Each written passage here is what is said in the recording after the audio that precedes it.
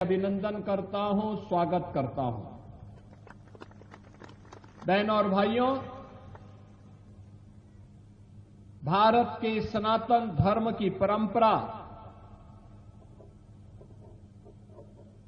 दुनिया की सबसे प्राचीन परंपरा है।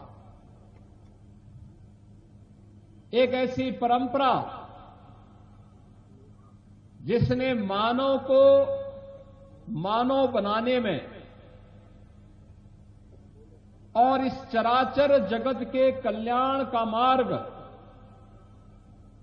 अपनी साधना से, अपनी सिद्धि के माध्यम से प्रशस्त किया था।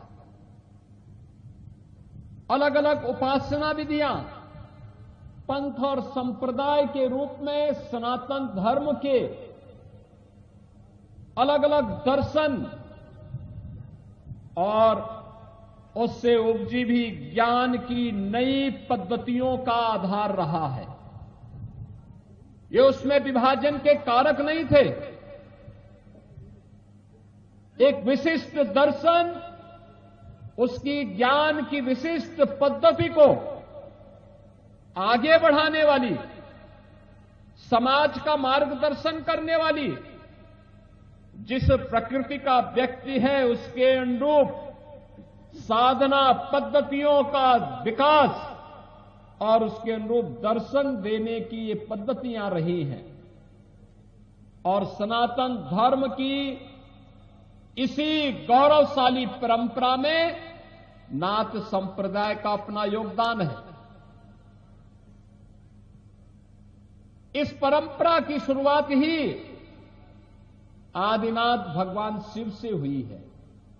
और आज आपने इस गांव में भी भगवान शिव के मंदिर और उनकी मूर्ति प्राण प्रतिष्ठा के कार्यक्रम में शिव परिवार की भी प्राण प्रतिष्ठा का कार्यक्रम इन पूज्य संतों और योगेश्वरों, सिद्ध योगेश्वरों की मूर्ति प्राण प्रतिष्ठा के साथ ही शिव परिवार की भी प्राण प्रतिष्ठा का कार्यक्रम यहां पे संपन्न किया है। भारत के अंदर आदिनाथ भगवान शिव की उपासना एक निराकार ब्रह्म के प्रतीक के रूप में पूरे देश ने उत्तर से दक्षिण तक, पूरब से पश्चिम तक, कहीं भी आप जाएंगे भगवान शिव की उपासना इसी रूप में हम सबको देखने को मिलती है। याद करिए,